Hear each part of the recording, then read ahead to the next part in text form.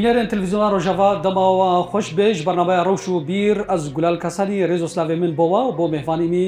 ڕێزدار جیهەنە میژارە خەلەکە بەرنامەیە ئەمەی ئیر و لەسەر کۆمیتەیە داڕشتنا دەستوری بۆ پاشەڕۆژە سووریە بێ 23 مەها ڕێزبەرێ ساڵە 2019 ئەمیندارە گشتی نەتەوێنی گرتی ئەنتۆنیۆ گوتێرس لەسەر بریارە 2254 کۆمیتەیە داڕشتنا دەستوری بۆ سووریای ڕاگەاند. دسیە مەها جوتمێ ساڵە 2019 یەکەمین جیڤینە کۆمیتەیە داڕشتنا دەستوری دەست پێ کرد تا 21 نیسانە 2021 لێ مخابن نە مەهان ڕاوستیان پشتی ڕاوستانە نە مەهان ژێ ڕاوستانە کۆمیتەیە دەستوری جاردی دمەها جوتمێ هێدا حژدەیە مەها جوتمێ جاردی دەست پێ کرد لێ پشتی هەفتەیەکیش دانوستاندان گێر پێدرسۆن ڕاگەهاند وەک بێهێویەکی ژملەتی سووریرە کۆ نەگەهان تا ئەرمانجی چ خاڵی گرنگ چ خاڵین کورد ناوبەرە هەردوو ئالیان دهنا بۆ چێ تانها کۆمیتەیە داڕشتنا دەستوری نەگەهان تا ئەرمانجا بۆ چێ ڕۆلا کوردان دی کۆمیتەیە دەستوریدا زەعیفە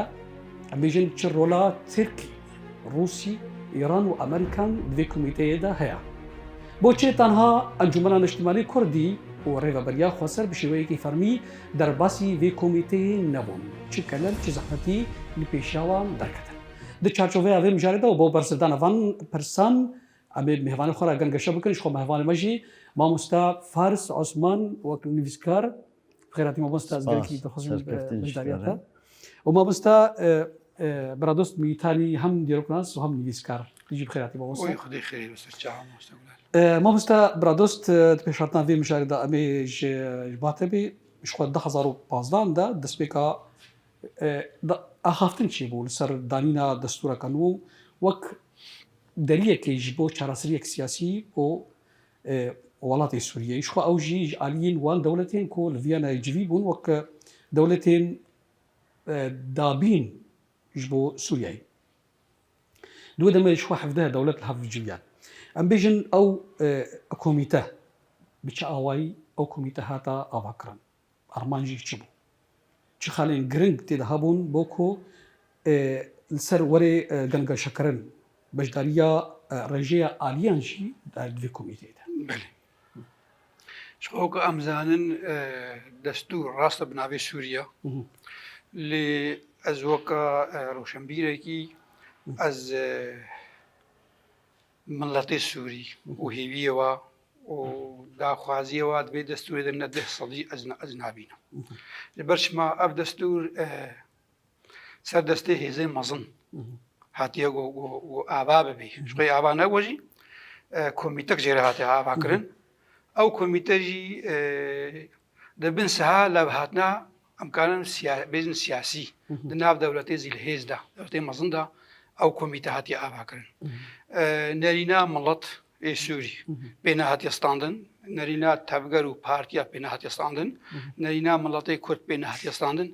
تەنێ سەروەریە ئێوەکە ڕۆسیا وەکە ترکا وەکە ئیرانێ خۆستنەگۆ و یا بناوێ خۆتگیر ڕگبەر ناوێ خۆتگیر ڕگبەر یەگۆ ئیرۆ هەرێمی مێ ڕۆژەوای کورسانی داگرکردنا بنگێوی کۆمیتەیە ئەگوتنا من پێشگە هەژێ بنگهێنە هاتە ئاواکردن گۆژ یا بناوێ ڕکبەرێ بەشک ئەندامش وێ بن شخوا دو کۆمیتێ وێ کۆمیتا دەستوریانە کۆمیتەک بچووک هەیە و کۆمیتەک مەزن هەیە کۆمیتا مەزن 105 ئەندامە 105 لە هەودوو لە باکردنە 5 ئەندام ڕێژیمێنە و 5 ئەندام بناوێ ڕکبەرە لێنە ڕکبەرە بناوێ هەماهنگەیە ئەتیلافەیە و 5 ئەندام بناوێ جیواکە سڤیلە جیواکە باژاروانیە هەر 205 ئەندام ژوێ کۆمیتا فەڕەح کۆمیتەک بچووکژی ئاواکردنا دیسە هەر ئالیەک ژوا 15 ئەندامن 15 ئەندامن لێ ئەو ئەندام هاتنە بژارتن نەقاندن لە گۆر داخوازیێ ڕێژیما سووری و لە گۆر داخوازی ڕۆسیا و ترکا و ئیرانێ هاتنە بژارتن ژنا تەبگەرا سووری لەو ڕەوێژە نابن نونەرێ تەبگەرا سووری وەختێن هاگۆ لە بدڕونێ هەنژی سەر خاڵ ناگۆت و بێشتکن اللي هي خوشك نكتنا ناباروكا واغو تو بيجاداجي چمانش برغو نهتا ويا سياسي نساغلما نرينا ويا سياسي نساغلما بلي ما مست امي جاردي امي ورن السروان خلي انا تداوي بحث لي امي ورن صونا لي انا مي هر جمعه مستفارس بيتر با مستفارس انا بيشن وك جرايه كم بركي هذا قوتين الكونغرس شي مدابره وان دولتي دافين كار تركيا وروسيا وايران دالي دستور سوريا لي بيشن بهترين كشان دولت رولاي بهتر ابو دالي افاكن ده وهمجي دالي چسباندا هن برنسيب وخالان في كوميتي وك ما مستبرا دوست قوت يعني اف كوميتا هاني بشك جوي بريارة نابنتوي بستو دو بيجي وشار دوي بريارة ده هاتبو يعني سي خالي قرنق هبون شاوا كوميتك جبو ريبا بريات سوري بالنابة هيئة حكم انتقالية كوميتك جبو بجارتينية سوري وياك جبو دانينا دادقه هيا دانينا دستورا سوري دوي برياري ده خست جو يو ان رولك بليزي جبو افاكرناوي كوميتي دي بريارا نمنتوي ده ايبيشي وك او كوميتا اغو سوريا بريفا ببد بنابه هيئة حكم انتقالية دورا بجارتني جبو برلمان سوري جو تيدي اوجي كارب كوميتكي دامزرينش بو دانينا دستورا سوري لروسيا وقت كلام كل سوتشي دي او خال جوهرت جديبلا بوي كوميتا سوريا بريفا بيبي ويعني سوريا دين سر خطا راس جو كريزا وينا شار سر بيبي روسا رولك مظنيست جو دست بي دانينا دستور كي يسوري بدانينا تبي هلاس بيشكي بقولوا دست بي كده روسيا دستورك آمادكر براستي او دستورها هاني هنك خالل باش تدبون يعني تيدي جبو كرداد وي دستورها روسي بلاكر تيدي دعوة حكم ذاتي جي سوريا بالنافي حكم ذاتي ثقافي لما ديت رجيمي او دستورها هاني قبول نكر دورة وك ما مستبردوس تقول كوميتك مظن هات افاكرين بجسي بشا بشك يا رجيمي بشك يا اوبسيانا سوري وبشك يا جواكا سيفيل حر كوميتك شبينجي اندامي وكوميتك بشكتير جي حر كوميتك شباصدا اندام هذا بهوريا ماذا يعني رولا مزد افاكرنا في كوميتي دي روسيا بو بدودي تركيا بو روسيا وتركيا وريجيمو ايران يعني بيتر يعني ايران يعني بشجريا رجيم هذيك صور ما مست يعني في كوميتي دي روسيا خست وك او تخازي وك روسيا تخازي دستي خدين سر سوريا او كريزا سوري شار سربك وك دخازي روسا دولتي مزن امريكا اوروبا ملتي سوري يعني دوري في كوميتي برفاجي بريارة توني قرتي جبرولوجي قال لك ديروك ناسا قال لك لكل فرق يعني دان خاني كده اف كوميت تنجبو وقتي بخو جبو دمي دريج بك اف كوميتا افا كرنا داتوري نبفي شوي دفي يعني يو ان هيئة الامم مجلس الامن دفي بريار كبدم قالين سر داوي كي بسكنن شلو اف دستوره هاني دمك نزيك ده يعني شينا بدستورك يعني هيئتك يا كوميتك دستورك يتصد صالي دستوري بلا مستعمين سر او دما ام بيشن دما كوجير هاك دانين ابي انه او سر خالي ما مستبردوست انا بيشن كوميتا ادارشنا دستور سوري ابيشن بيتر خالين جرينغ هون ابيشن جاليه ركبريا سوري او همنجيا سوري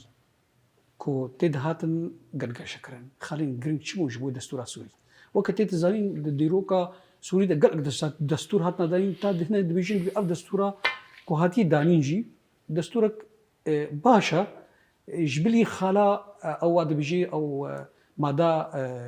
او مادا تشلي او قد بيجي سر برسا بارتيا باسكو سر كرده جبلي وان خالي شي خالي غرق هم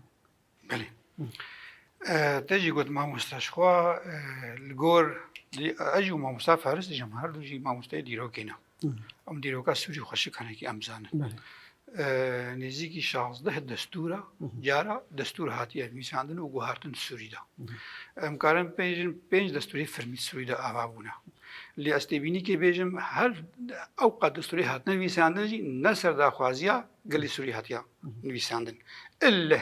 وكبيج الطاقة كرجيم هتيدا هيا ودولتي منظم تين كوميتا آبات ويدستور نوزن لو لا بيجو خلاب على كيجي ناوي كردا وكرد ليك بقى دستور دنينا اب دستور هي حموشك آبابونا ناوي كردا دينا وما في كرداجي يا نهاجي وتتي كنتو بيجي كرنجي تدي مجي داخواز نامهنا وك نتواكر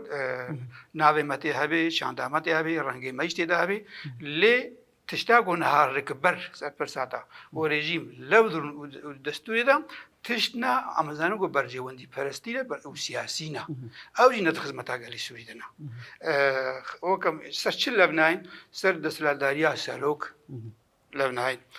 سر رنگي برلمان اباكنا برلمان لبنان وكم قوتيج هي خوشك نكتنا خاله هذا قوتو بيج نكر نجيها هي نكتي خالي هاري سركنا هي السروان دم هي نرو نش نجيب سرنگي آليا سرنگي ناوي كومارا سوريا سرنگي ارتيشيا سرنگي هزيل فرسين مخابرات آيا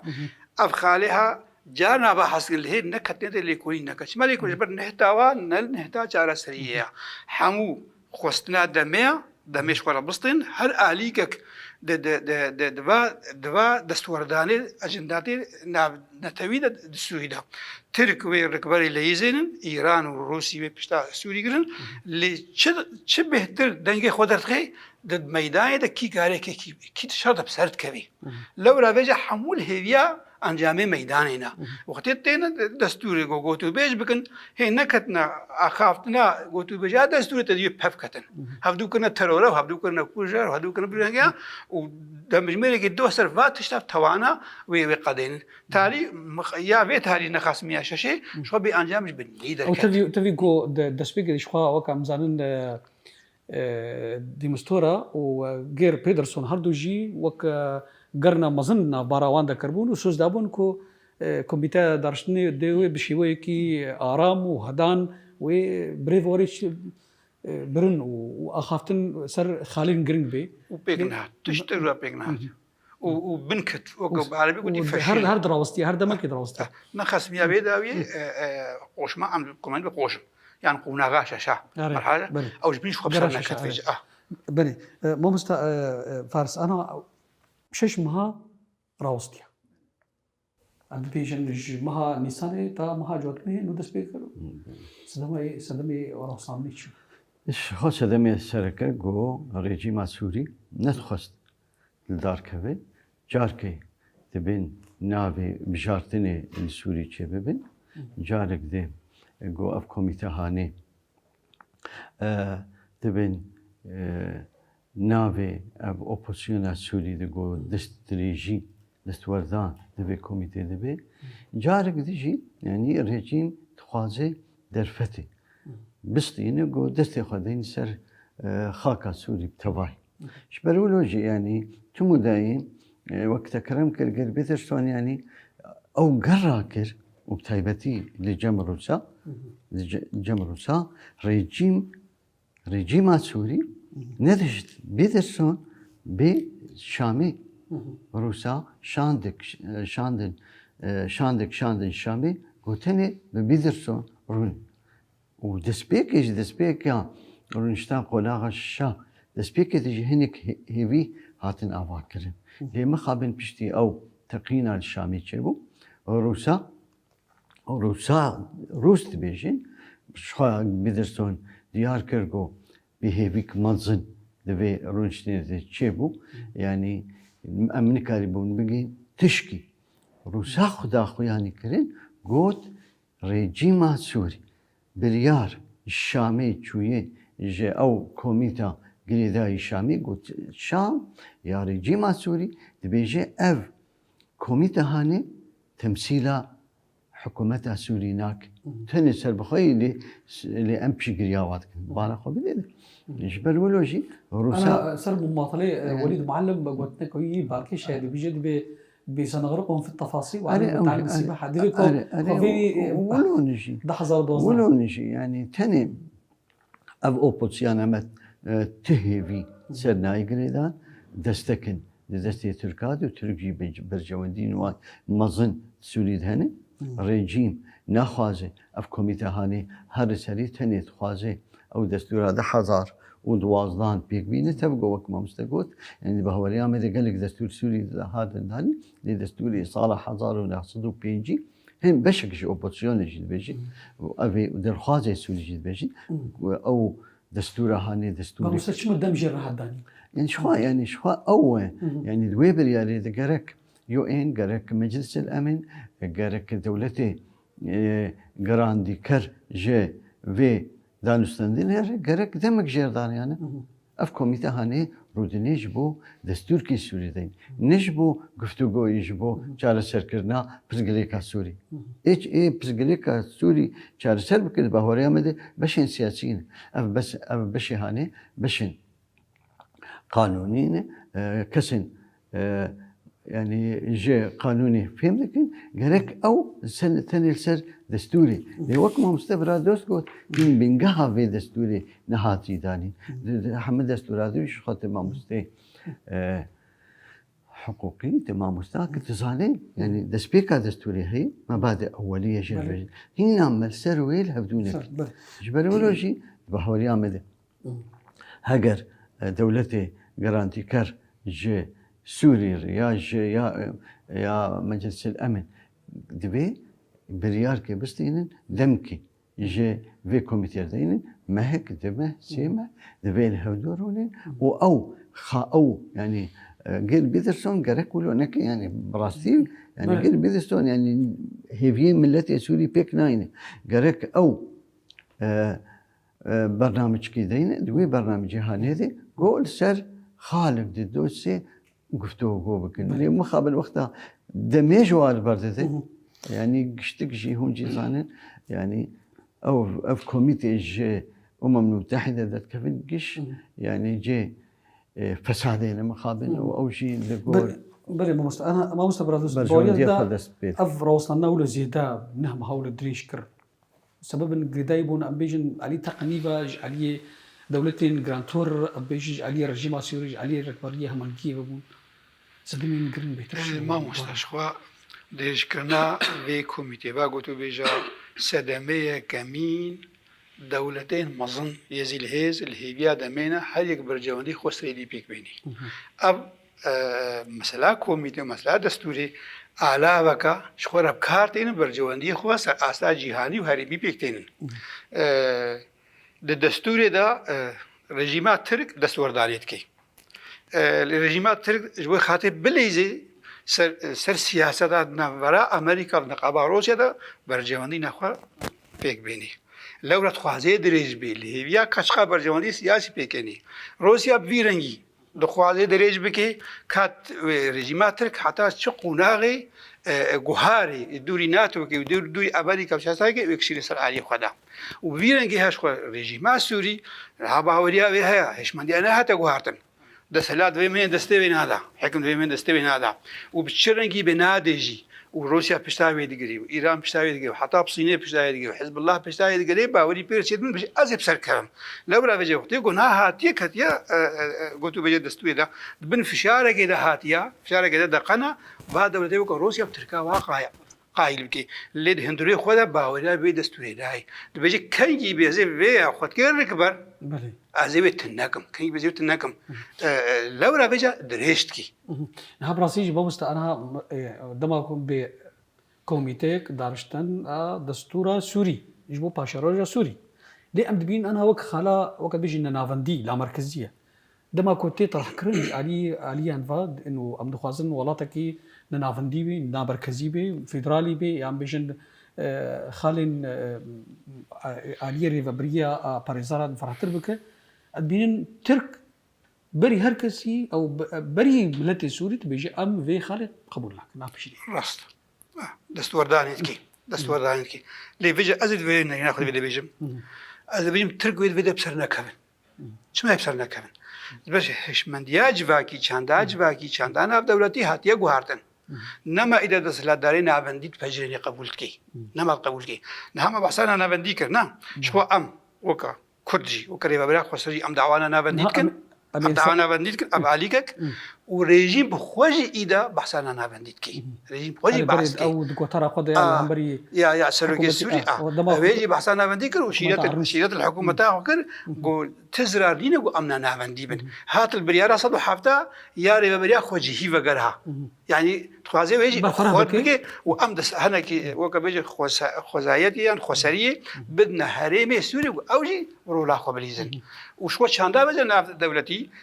برانيانا نافنديا بجا وحتى أبرك برا بحث ناكن شو رك برجي أمريكا إذا بيجي رك برا بر تاني كومك ما هي جريدة بتركابا أبيجو باجاري مسري كاني أو داغر كرنا أبنا نافي ركبر جبر ركبر سعي وكا غليوم يدي حموا أخوي يجي قراها سياسة مدار نابادنا منا حتى بويرك بريج ما مساكلا حتى بويرك بريج أو جنا نافندية خوازين هذا الدستوري ده أو ركبنا ناب بيجي شتنا ومرتزقنا وحاله وابنا بإتلاف فيرنجي حتى بيجينا نافندية خوازين بيجي مثلا نافندية ودستور دانا تركيا ده ويبصر نكفي نافندية بيكي السوري ده أمبيشن وقت بيجي برياري ورستاندن و كماركنا نافندي ما مثلا ثانا بيني أو مثلا بيجن تصويت دندانة دندري في كوميتي ده رنجك جرانجيكو قدريش بكي أنا هذا بيجن دبي هر بريارة كورس ستاندرد دبي حفتي بينج صديق كوميتي عليه بكري بيجن بينجيج عليرك همانجيفا أورك بريفا وبينجي أجواكا سيفيل وتبي وانا كي بازديج علي رجيميفا وبروفيج فيجي دما كو بريارك علي رجيميفا دوي بينجي جواوي بينجي أجواكا سيفيل وبازديج إيه ركبانين أوجي نبريار كله بيجن روتينك أوجي دبي روتينك جو خاطر دريج بي شلوت كوميتا بتشوك هنا بشلو بيج أندامن لف درونن حتى أقول لبور كهيك هس خالك لف نهت نجي خوشجي قول لبهات إنه كاوي بقوهزن كوميتا مازن تناسكر وكوميتا مازنو كاي خال جسر عليك إنه كابيش بايك ناب قالش خبا بيرجع لو رابيش أبجد بي أصلاً جيكك دميرة يعني سرانسر أمزان قراستي يدوي كوميتي دا قرسيان تام مش هنا كسيج باكاس فيرا لبن هنا چند آوا پچکی خورد بویا هذا يقولوا نرخي قل ونرخي كردا إذا زال لبن ها بيكي دواز صدوت بينجي أندامي أجق سي شهر كسنة چند آوا هذا جوهرت الجور ما في ملطة ليدي تركي تبدا تشتغل دستوري جوهرت دستوري وانا تبحم وهولدانه وسياسينا كي بدا عادة كي بشكل كي تنبكي تاني جبود السلادة تاني برد السلادة وكمان جيبوتي برخاتي كرسي كي كرسي بسطيني بله ما مستا فارس أنها براسيجي تشكي بر مروف بقولوا بهيفيدني علي جواكنا بدولتي بيجي علي رولا بك أمريكا وروس بوشتان ها وك بكاتة كرد وك بكاتة دوام ولاتي سوريا ترو لاويد فيكو بيتنا ريدان جوان رايدانين نم بيجن أنجمنا الاجتماعي كرديشي نرى فابريا خسرجي ونا نافي كردان تي قل كيجي كيما يعني شباب ساتا براستي يعني او دولتي تكرم كرين بهوليان بدي امريكا حيانها تدت وردان تشارلز كنا بريكا سوري دي نكري تاني وقع على بيد بيجين اداره الازمه يعني تي بروجي ويناجي تنني روسيا دخوازي وك برجوانديه خو بس غير سوري تشارلز بكج برولوجي حياه داوي مش غير ريجيما سوري دقي جبو خالي دستوري بهوريا مده يعني دفي ام قلت كي سلبسه كان افريك بريا يا ابو بوتسيونا يعني تفقو هيفيل سرنا انجليدان لتني جبو برجوانديه تركات خبت مخابن وترك جيت قاتن دفي دستور هانيدي كردات هنا بكين هاجي سواي وكرد جفي كريزي بناتني ماف بهابون دركبن تبيني كردا قردك تخازي بسكريكا كردي لسوريا 6 صار الباشخ جبرولوجي يعني دفرده يعني وقت عم بينسر بسكريكا كردية سوريا دي ريجيم ترك ايران اوبوزيون خوازن يعني سر خالي تني دست خودين سر خالي افخاله هني گفتگو نبي وچن چجارا بسكريكا كردي دي گفتگو كرين يا گنگش كرين دي جوات انا تويد يا دي نابرا اوبوزيون دي يا ريجيم لكرداد نارتني بس از فيكوتي يعني تني تخوازن سوريا پرچه بکن کی سوريا پرچه کرد باوريان بدن هاكا اوبوزيون سوريا پرچه کردی نه کردا پرچه کردی يعني هرم کرد ده تسلادان تبالا خود ده هنا كني او ساجيه حكومتي هنا كني تشتي حكومتي بيقدرين بلي حكومتي بيكتين زماني عربي بيكتي للآلية اوبوزيوني يعني تشكي دولتها سوريا تيتني وتولوجي وقتها كردان نرد كرد خوازين سوريا پرچه بكن وچه دما ريجيمي يا اوبوزيوني رش بلكك يعني جبو دستورا سوري اجبو چاره سر کرنا بسگريكا سوري دينن دبيجين او كسي بو سوريا پرچه بكن جبرولوجي باوريان بده اگر روسيا كتير شراف كده سوريا دي مثلا انا بيجن كرد كونغري رياضي واش مؤتمر الرياض فهنقدر وقت دعوش كردار نشان جوي دميفا رولا كردا د ريكبريه د همانجي د لهوات نواندا رولا لوازا ايش تسبيك كده يعني صدم تنبي صدم بخجي كردا بخويا شو المشكله ما دويدي كرد نه يقدست نه بقرتين ان هكا كرد يعني كرد بلعبون دينا برا ريبه بريدي نبرا شاندا انجمانا اجتماعنا كردي دي نبرا هناك بارتي وبرانيه جوا قاسبين قدوري حر يعني دوري حردو اليان و تاني يعني قال لك دوستي كردا وبيشاوانا دروس دحش حميمين يعني بريار هاستن دين جو منصات كردي شبكه مخابن ام كرد ام نجيان و نريني ام نجيان هيفيام التي اخوة ام نجيان وبهوليه جو امي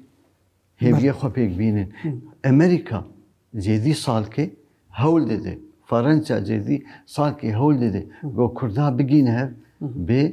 يعني جبو مرجعي كردي ليه بقر كردي شباب جبو جراني خوش بيد جوكنا دولتي يعني وقتها تدرنا اوبوزيوني تقلزدر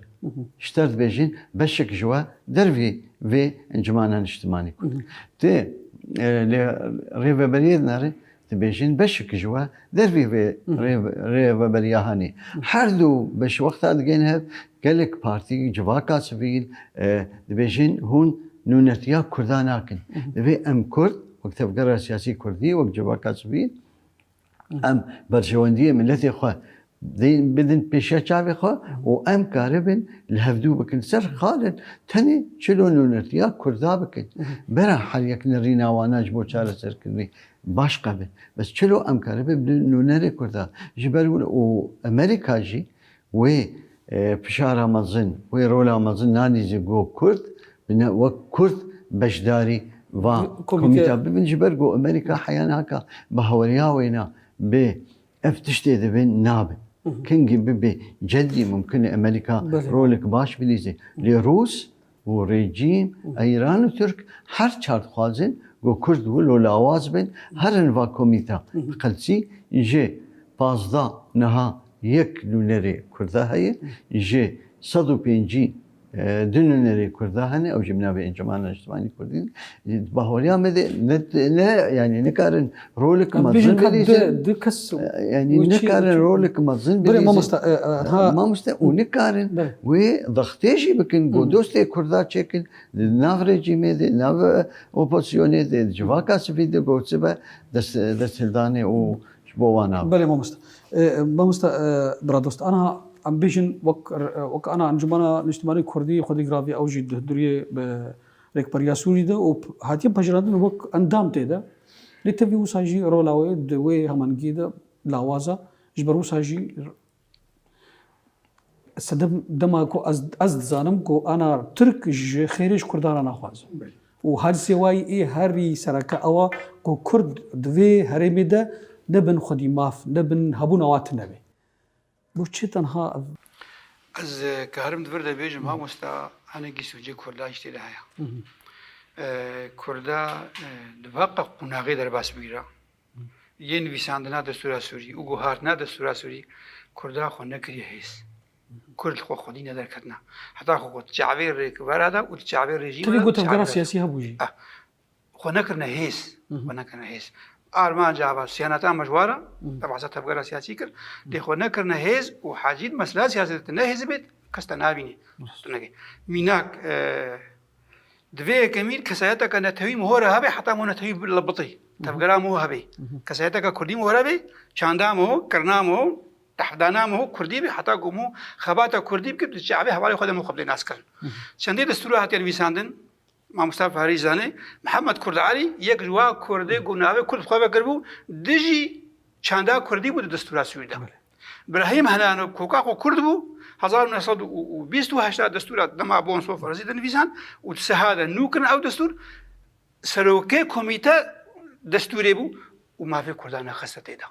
ناما جهرما جزيره جفر دجارات شو 1928 دجي وسو سيادجي ملات وجره سبيا وش كردا تشون بخاطر واد السورة نافي كردا بخاطر وهريما كوك خواسي في أبابكن لويد يجيوك إبراهيم هنانو أو دا خوازي بوش بردان نها أب دستورا كون ها أباد بي وكان ها قوتي نوري أنا كسيشتي هنا أنا كسي بهذا شما بهذا هندك ونخورتا وبشك إيدي هري مصنصر عليه هذا او باش جي دور بشيري ببرا خسر ايو بچك وبلاشكري وبرخوادار بيا بجي هي وهرم رزقار كنا بخونخ او درها انا كسي نابج شما از بهيز دفي كوميتا هذا دستوري ده نابج شما از بهيز دفي ركبرا ائتلاف ده نابج ابراهيم من كرد هذا درها ببرا خسر ده كا امي خونيزي كي حدو جي روجا كرا نغوت يبلا او يوري مره بيش وكان هوا بحث كيش بخاطر ام دوري بكن باش براي خورا بيجم دوی دستوری دن ها دستور آبان بی چه کمیته رکبری بی و چه کمیته رژیم بی به ده کرد نباده هنا ده کرد نباده هنا لیکوریته خوندان کردیته خوش بیری کرنا هست دیوانی نتبین میناک سیانتا مشهر جامعه سروکه کمیته رژیم احمد الکوزبریه کوزاد بری کردی علی کوزاد بری کرنا احمد کوزبری نه کوکا خوب کرده كرد هايش كردية دينا توري سروكي كوميتا ركبري هكا نجنبي أحمد الكردية ودنا كرديش بيبي أويجي هايش كردية دينا بس وقتها مهو هايش نتواخو نبي ومش نتواخو نكي خل مرتفع خد نبيني إيرو أنا كسي ما قلت صدو بينجي عندما كوميتا مزنانة رجاء كردات سويدر بعد لمن شو زيارة أصلي بيجم شل صديقي كرد سوري هنا اللي أزبنا اسمي لسنا شيء حلال جيبا أزبي بعض صديق كردنا كردنا شامي وإيه حماي وإيه تبي بعض صديق كردنا روا بعض صديق الجول صدو بينجي عندما ميقر كبيس ده عندما كرد بكوميتا هذا بنلو شوفن هوا بحث كجاركي فلان كذا وجاركي فلان كذا نا دون السنة جانا أزبيه بيقولا بينج الصديق تاني كردن أبيج أو هرديج حاضر جي نا جوان كسايتين باورم ده إيه زاغون ناسن وماف ناسن وخدي باورن وبركي خبراوي دبلوماسي جي تند بلي بامست أنا هات قلت سر بهزي أنا ريفا بريا خسر تبيكو هيزك السياسية تبيكو هيزك الأشكريجي هي تبيكو أمبيجن علي فاناسيني في ناف دولتي جواك ناف دولتي جي ريفا بريا خسر إيوه دانسان بيرد بي وك ريفا بريا فربيت في هرميدا لتبي وساجي نا أمريكا ونا روس نبونا بيش تجرج ريفا بريا خسر قدر باسي كوميتا دارشنا دستوري أجي صدماي ريفا بريا خسر تبليكي ماي هي الجور نينامنا روشنبيري وديروك ناسي يا هاري نونريتيا دوزا كرديتي تبلي برايما يا عرب سريان اشتهانا وجيا جو براس نيا دوزا كرديتي وازاديا دوزا كردي بيره تبليكي ما يهيجي افد جمنات ترسيني ريجيم شريره برا خسرتكي وتوانا مبدكي نا غلق جارا ام دا خوازيا گوتوبه جاب رژیم رتکن ام خودکن سوری وکن حتی جو ما مصطفی رجی گفت ام نه پارچه پرستی سوری نه لی رژیم سوری چهار سریا پرسا کردی جو شامل پایتەختە شامی بێ لێبەر ژیمان سووری هەیە خودی وێ چندان ڕەشا تاریەت بارا کوردادا کوردا نابینێ ئەرێکەدارێ باخۆزن و بنە عردەی دەجی بەی مەجنیکای تشتێکی بگرێ ڕژیما سووریها دەرێمەرێ بە بەرا خۆسەر ئەم هەوێت پارێزن و چەپارا ئارتێش ئەواداژی هێژی پێدویای مەهەیە بێجا سولاری قڕات هەیە روسیا اجبر خاطر گو رژیم قائد کی اب خو روسیا جا کې دستور دجا دستور پایا دنا وا دستور ادم مافی کردا بحث کر لی رژیم جی کر دستور کا نجات پرستی او ترکاجی و رکبریجی چما مافی کردا ته داو روسیا جی نکارج در وی رژیم تکلیه خورد کی بری خسر روسیا جی خود گهنه ری بری خسر قزن جاجت کی برجواد باشه لی دخوازی و بحرن الهندوری رژیم سوری دا ابجی هيا لی ربا خسر برخوتخي قادات میدان سیاسی رجاله شو بيجا ترك وجي قلت ام تفزانجي رژیمات ترك روجا خودی چی که دجی دوزا کردیا او دجمنکاری کردای دجمنکاری هری مزنه بحبو هیزا خو آلاف خو دجمناتیا دوزا کردید کی ناخوازی تسر کردی کردال بجام وانا تفكر لباطي قو اير لشكريج بن رجائي رود اجبراي خورا بيجم لولا تفرد تي حتى وقتو دستورا كوميتا دستوري آبادي حتى ركبري آبادي ناهل هبونا كردات إذا خورد بي يعني جمعي قلت أردوغان بكردي قنجو كردي بيسارنا مخابن كي قنج جمع أردوغان نخوة يقول دا خوازي أردوغان بيكتينينا كي كردي بيس ايقو آزاديانا تبيت خوازي لو رابجت يقول دستور بي آباد بي ركبر بي آباد كي هبونا كردي خودي هيل جي دورد كي وحتى هبونا كردي خودي هيل جي دورد بالتايبة تبيت خسر نا دستور بسرد كبه و نجار سريع اشتياله جسودي بيسي وتالي چرا يجي بقى بيغام قلتي مثلا انا عندي روسيا جيبي وامريكا جيبي كي بيجي ويل دي سر برا خسر بقرم وبحث امريكا جي سر قاده العرضي بريا خسر تايبت هذا سراد امبراط وحررت دي خويا قرن ليد هذه سازيا ريخصنا نامنا تويدا مخابن فيش غريانك بروسيا جي انا بجداري كوميتي درسنا دستور سويد ما مستفارس أنا بري أديشم بركي دهبو بركي غير بيت رسون راكان كو وك بهيفيك يجي داوستنا كوميتي دارسنا دستور سوري سببيه وقت بيجي أفش كستاوي أخفاق وش خلي سركها بو يعني أو حرسي رشبلكي هاتن بيشكيش كرين يا سوري ويا أوبسيوني ويا جواكا سويد يا سوري براستي يعني شش خال آماده كربون أو حرشش خالي هانيجي براستي تشكي دستوري تيتني خالن نجات فلسطيني خالن يعني تاني جبو أب دانستاندين بسرمك يعني تلوا خالا بناره يعني براستي يعني أو هيش من ديالي أو هيفيه ملتي سوريا تشتك دوانات خوازي وقر الرجيمك وك رجيما بعث او خالاتك كرم كر هاشتاغ ولا كرني او جي وقا خوازن وي خالي وقرين خوازن يعني تاني اف رجيم بمين وخ مخابن يعني اوبوزيون امجي يعني وقتها تيسر برجواندية ملتي سوري أو ننري ملتي سوري بونن ننري كساياتين أجندات ودورا ننري تركاني تبيلاتا روجا چون سوتشي وقتا نشتن در بازبن و اوبوزيونا ما بريارك ستاندن داخويانيك در خستن جو ترك ننر قيامتك تديدك اشتكجي لوي مطاري ولو لوي عرضه هاني راضين اف ننري ملتي سوري استيم سرخالا براي برادوس يعني ايام بدي باوري هم بدي هقت خدي هيش بدي فيتا وقلتي بي هقر ام وكرد يعني خلق ناين ما بيجيك ناكن افقنجو افاش ابنو نري كرداي وابنو نري كرداي دفي ايرو ريفا بريا لخوا وقره ام چلو قاربن بيك هيزي درباسي و كوميتا هاني ببن ام چلو بناوي كردا درباس ببن اما تجرباك تعال اف 10 صالي ما هي تدرك كيدا تي ننو نري ملتي خوي نبي ام بنو نري ملتي خوي افري ريفا بريا هاني ما مست برادوس يعني ريفا بريا منطقي ذك ام خوازين نونري كردا ابن ما في كردا بيت ام كانت خوازين هنك مواد بند دبي دستوري هبن ام كرد وقتها ببن دنگدان اب تجاري بصداك بن اجل بيجن مواد فوق دستوريه ام وقت كلام كر او هيزي كردا هبن ام وا دريا دوستي خور دريا روسار دريا امريكا دريا فرنسا دريا شاركه ل في كوميتي بكن رجيما سوري بكن جوهنك خال بيدانين شوال بيجن خال فوق دستوريه تاني اعترافه بما في ملتي كرد سوريا بكن يعني اما في شنو وشغي ام كارن سروانا بسكن بس افتني دستور مذهب ام كاربن سبا قافن دبابجن بس تبيرته تركا يعني خط كسور لبردرز باس بونا نونري بناوي كردا في كوميتا هاني يكي كرد دي كوميتا رجيمي دبو عمر اوسي ترك يعني وك يعني خطا صور سرنابي داني ونهشت هر ورجيمي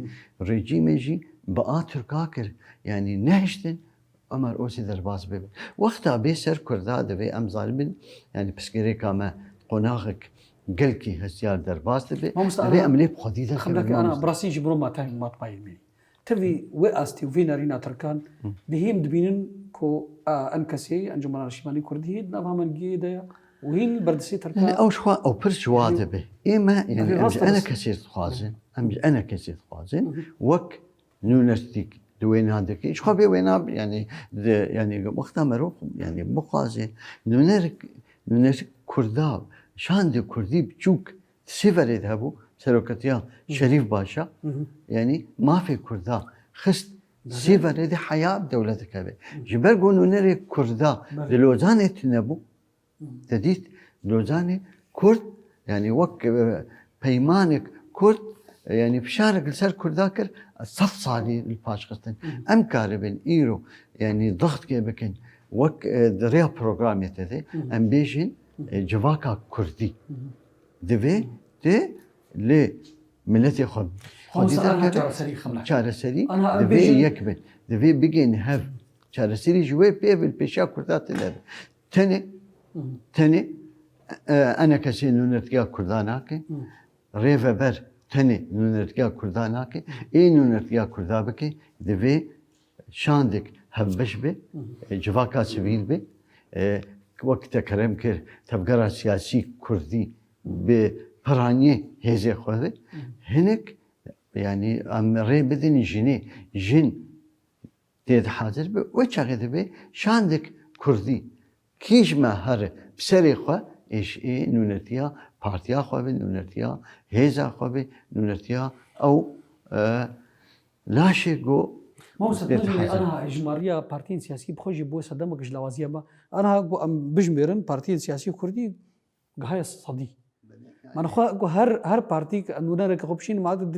دبي كوميتا انو نرتيا كردك دبي صد شو يعني افتشيبوني ما مستقول يعني اف بارتي هنك هاتنا افاكرين انا خوازم اف خاله كما تسوي جبو بس غريكا كردي الباش كبي نل بيش كبي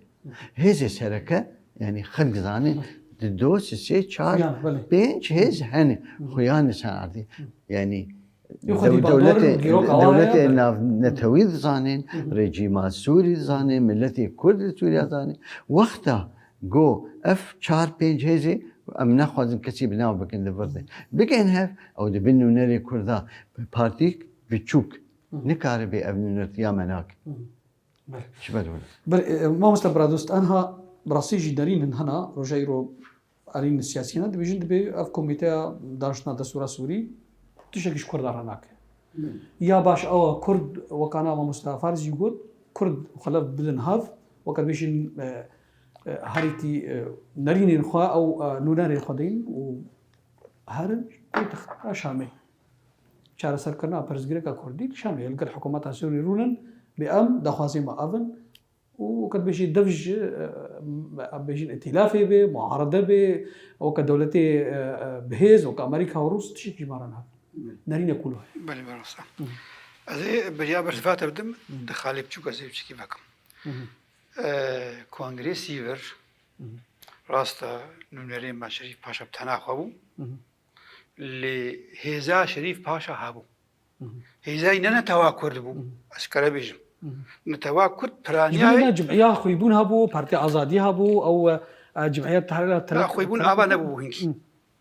خۆی بوون ئاوا نەبوونێ کۆمەڵێ مێ باکوور خورد بوون زۆر مەبەرز جمعية التعالي والترقي برای خۆی بێژم مڵەتێ مێ کورد دیزە پشتا شەریف پاشا دەگرت لێ هێزاوی هەبوو هێزاوی کی بوو فەرەنسا و بریتانی دەوڵەتی لێ هێز بوو أمريكا بخو مبادئ ويلسون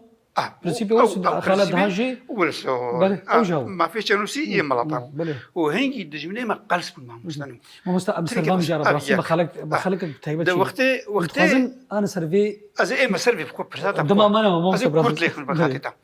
ده لوزان ده ترك خوارتبو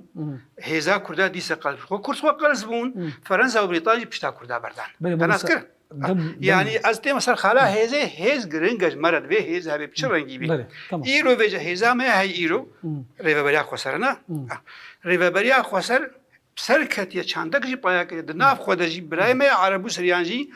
ما في كردا وأريكريا بباور بودا ريبا بريا خسر إيرو راسا نياد نتابع كردي تريا كردي دا خورتن دما بكوي غوتو بيجا دا دودا كردي بسر بيخي لي دستور كنا هذا أب كوميتا از وقت كسكي هيفين بينينا وديسا از كيف خوش دبم دما أقول شام سنجا خوفكي بچاندك نو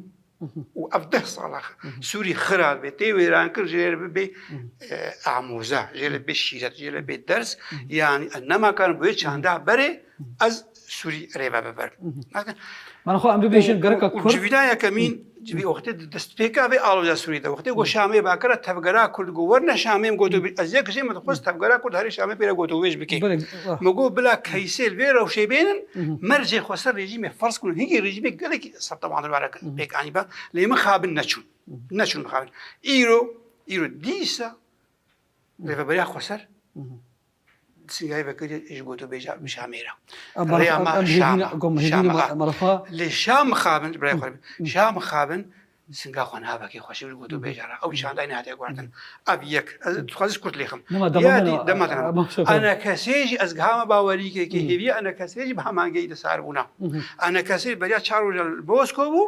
موسكو جوا خوستي قوتي كرت خبك نهك تناسكن وهنا بيتقطع شامي غير حكومات السوري بل ما مستبرا دوست بفيها ويا مكانها دوية خلقها برنامج خوي إيرو أزقلك سباسيات كم ببورشي لدمنا أزقلك سباسيات بجداري خلقه ومستفارس قالك سباس بو بجداريات تجي سپاس گوامبول میوانت ایرو سرکفت نشته و پروگرامی تفخازم دلخوشی و سرسا جه گهداری تفخازم و سپاس بله تماشاvan تلفزیون روجاوا بها و امکان داویا برنامه خویا ایرو تام جارا کردن و میوان کردن من خیر و خوشی